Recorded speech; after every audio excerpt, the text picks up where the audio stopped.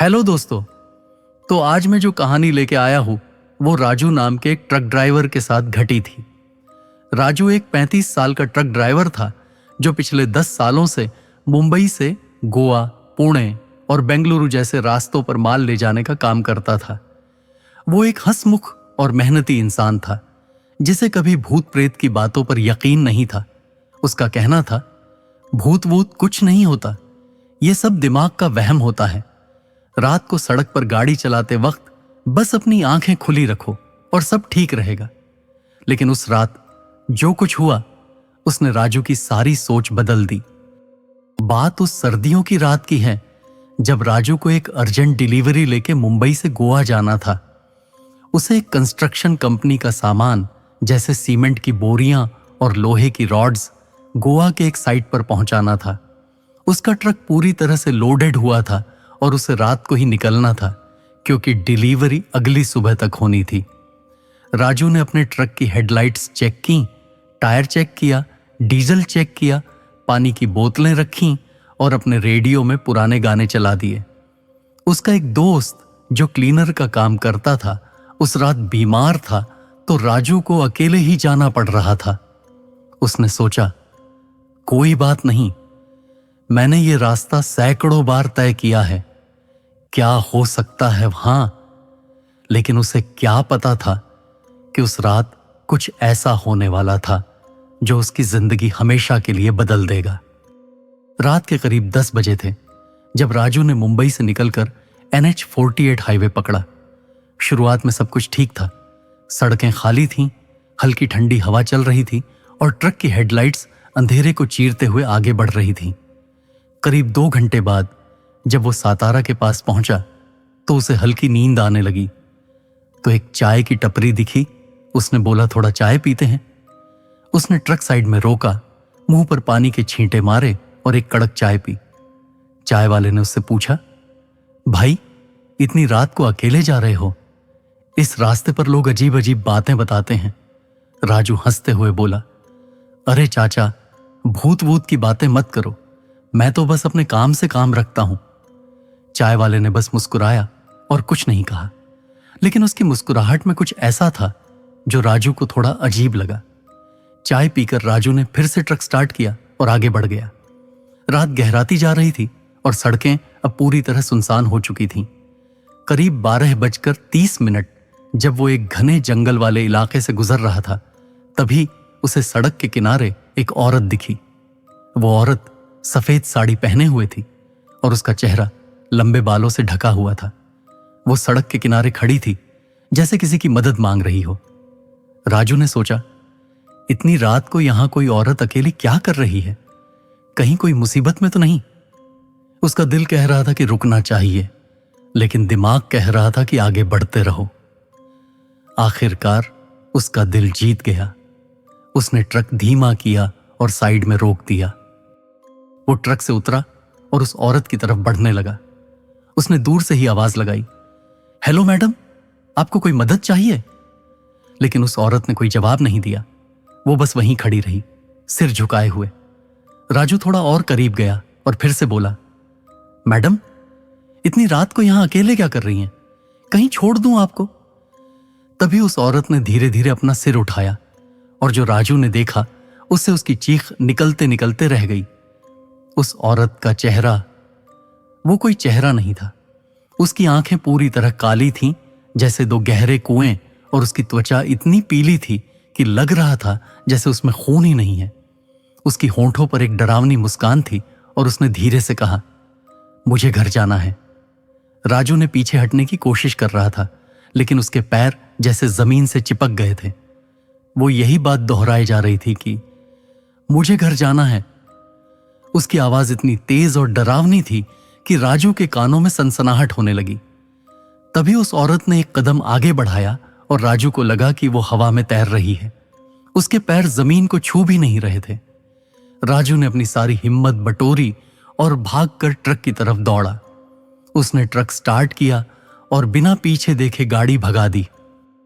लेकिन कहानी यहीं खत्म नहीं हुई। ट्रक चलाते वक्त राजू का दिल जोर जोर से धड़क रहा था। उसने रियर व्यू मिरर में देखा तो वो औरत वहां नहीं थी। उसने राहत की सांस ली और सोचा, शायद यह मेरा वहम था। इतनी रात को नींद की वजह से दिमाग ने कुछ गड़बड़ कर दी। लेकिन तभी उसे अपने ट्रक के पीछे से एक अजीब सी आवाज सुनाई दी। ऐसा लग रहा था जैसे कोई धीरे धीरे हंस रहा हो। उसने पीछे मुड़कर देखा, लेकिन वहां कुछ नहीं था। उसने सोचा, शायद माल हिलने की वजह से आवाज आई होगी। लेकिन तभी उसे अपने ट्रक के साइड मिरर में कुछ दिखा। वो औरत, वो उसी सफेद साड़ी वाली औरत ट्रक के पीछे माल के ऊपर बैठी थी। उसकी काली आंखें सीधे राजू को घूर रही थीं और उसकी मुस्कान अब और चौड़ी हो गई थी। राजू की सांसें रुकने लगीं। उसने ट्रक की स्पीड बढ़ा दी, लेकिन वो हंसी की आवाज और तेज होती जा रही थी। तभी ट्रक के रेडियो ने अपने आप चालू हो गया और उसमें से गाने की जगह एक अजीब सी सनसनाहट की आवाज आने लगी। उस सनसनाहट के बीच एक औरत की रोते हुए आवाज सुनाई दी, मुझे मत मारो, मुझे घर जाना है, मेरा बच्चा बीमार है। राजू ने चीखते हुए रेडियो बंद करने की कोशिश की, लेकिन रेडियो बंद ही नहीं हो रहा था।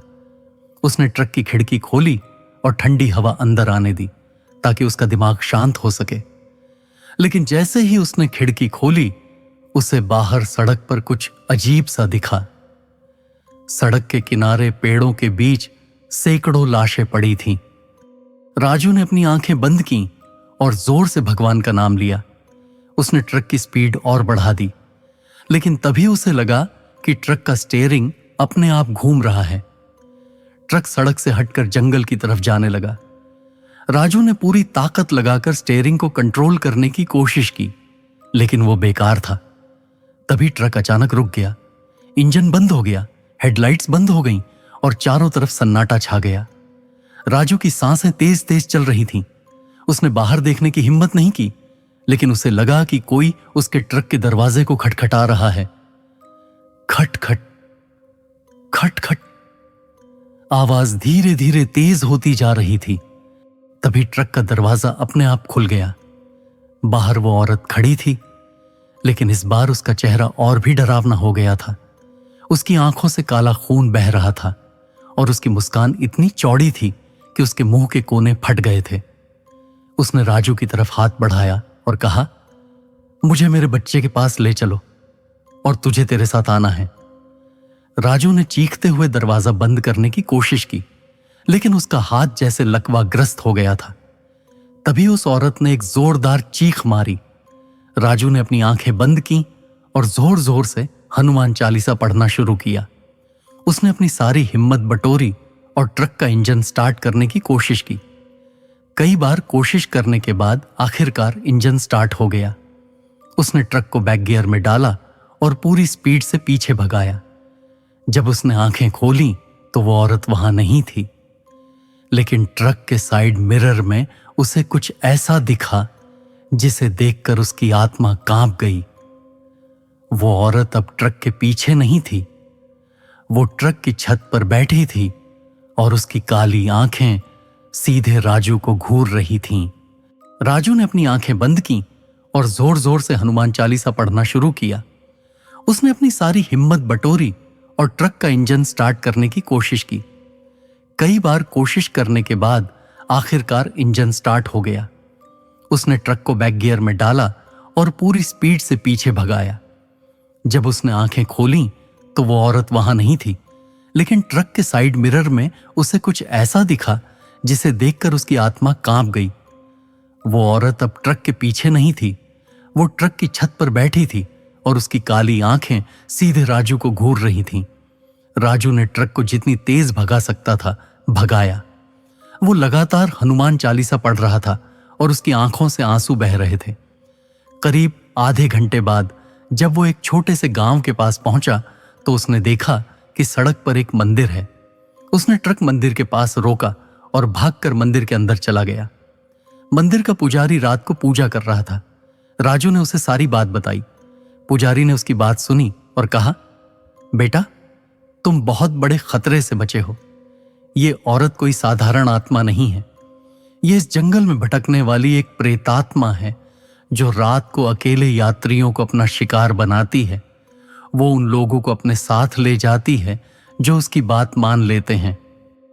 पुजारी ने राजू को एक ताबीज दिया और कहा, इसे हमेशा अपने गले में पहनना और कभी भी रात को इस रास्ते पर अकेले मत आना। राजू ने उस रात मंदिर में ही गुजारी। अगली सुबह जब वो अपने ट्रक के पास गया तो उसने देखा कि ट्रक की छत पर खून के धब्बे थे, लेकिन वो खून किसी जानवर का नहीं था, वो इंसानी खून था। राजू ने उस ट्रक को वहीं छोड़ दिया और बस से गोवा पहुंचा। उसने अपनी डिलीवरी पूरी की, लेकिन इसके बाद उसने कभी ट्रक नहीं चलाया। लेकिन कहानी यहीं खत्म नहीं होती। कुछ महीनों बाद राजू को पता चला कि उस रात जिस ट्रक को उसने जंगल में छोड़ा था उसे किसी और ड्राइवर ने खरीद लिया था। लेकिन उस ड्राइवर का क्या हुआ ये कोई नहीं जानता। बस इतना पता है कि वो ट्रक एक रात फिर से उसी जंगल में देखा गया और उसकी छत पर वही सफेद साड़ी वाली औरत बैठी थी। तो दोस्तों, ये कहानी आपको कैसी लगी ये जरूर बताना, और पसंद आई हो तो एक लाइक करके सब्सक्राइब भी कर देना। मैं रोज ऐसी कहानी लेके आता हूं तो जरूर सब्सक्राइब कर देना। बाय।